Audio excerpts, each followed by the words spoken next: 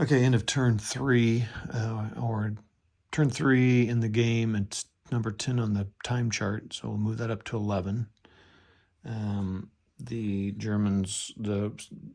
Russians will have 2 available command. The Germans have 1. The Germans also have 2 sitting here at 1, and then the Soviets have 1. So the Soviets going to be a little bit of advantage. This turn, next turn, with some 0s and a 1.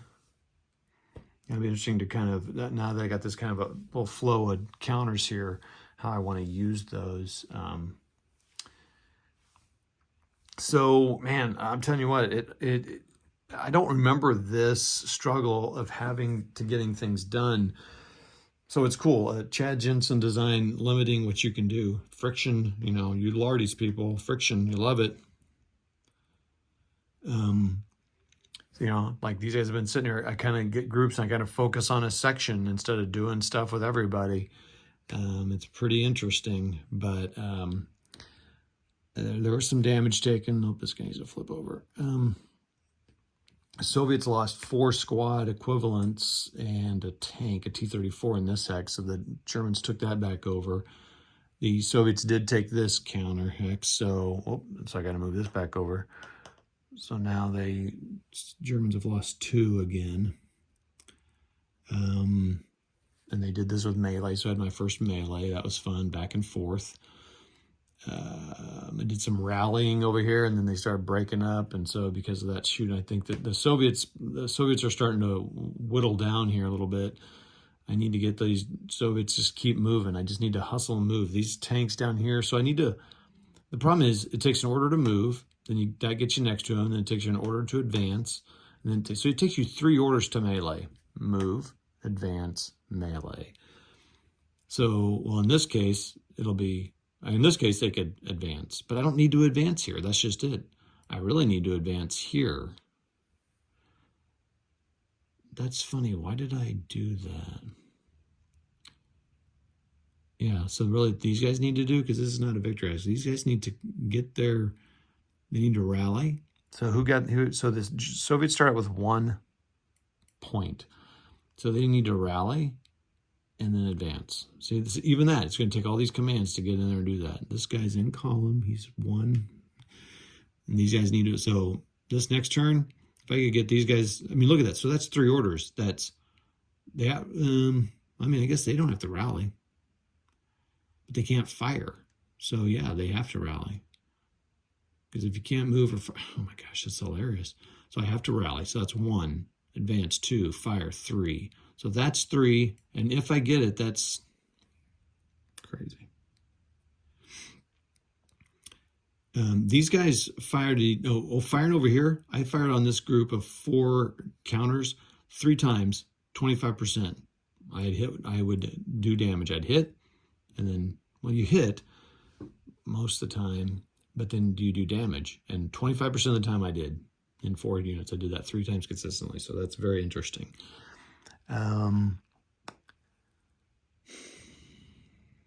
So yeah, so that's going to be 3, but so rally is 1. So rally, but then that's going to use that guys up, and then these guys can fire and lay more stuff on them. And then advance. So all these guys can, assuming they don't take more shots. So these guys can go in here. These guys can go in here. I mean, I guess, I technically could move these 2 guys in here to try to get rid of this guy. But I have to be careful, because then he can advance into here. So really, this guy needs to go here, and this guy needs to go here. Is that it? These are, oh yeah, they're, dude. He'd be going against, he's just 1. So, okay, so maybe 1 here, him here. Maybe I just need to do it. This guy into here. And this guy into here. Honestly. Because I need to take these hexes. So I need to quit stepping around, because these aren't going to work. So I could advance. And I've got 2 commands, so I could do them for 0. Not a bunch of extra. Okay. And in advance, these guys could all move 1 and start moving forward. Yeah, I think that's what I'm going to do. So anyway, that's that. So I've been under 4. So that's kind of my plan. So let's see the chart here, and let's see what the Soviets are gonna get. So let's roll the D10. People love watching dice roll, so let's, then I'll show you the chart.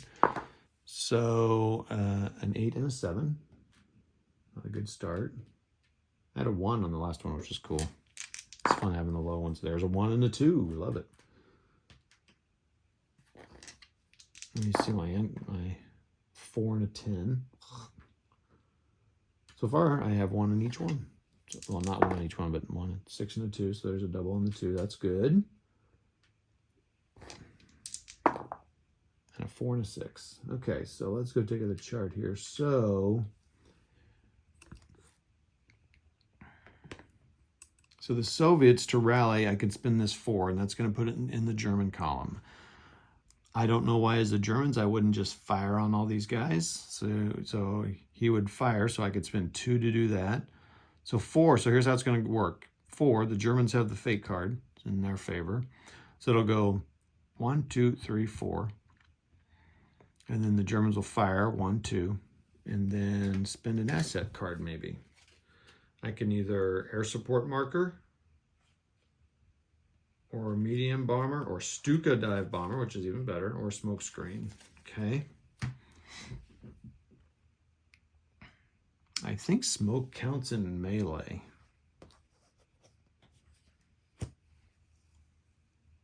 And default 1 unless smoke is present. So then it'll be a 5 or a 2. That's interesting. So that is a consideration. How long does smoke last? I think it's a 5 and then a 2, so it lasts 2 turns. Unless you use it, unless you fire it as a tank, I think. So the Soviets rally, 1, 2, 3, 4. The Germans fire for 2, pull an asset card, and risk hitting their own dudes.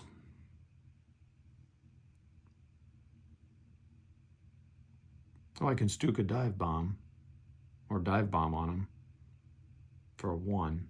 And then it's my card and I can go again. Oh my gosh, the Germans, so here's the thing, Germans are gonna get 3 turns in a row. That's how that's gonna work in the next turn. All right, that's enough rambling about that. Hey, thanks all, appreciate you. And we'll talk to you later. That's the end of turn 3 or the 10 time slot. See ya, bye.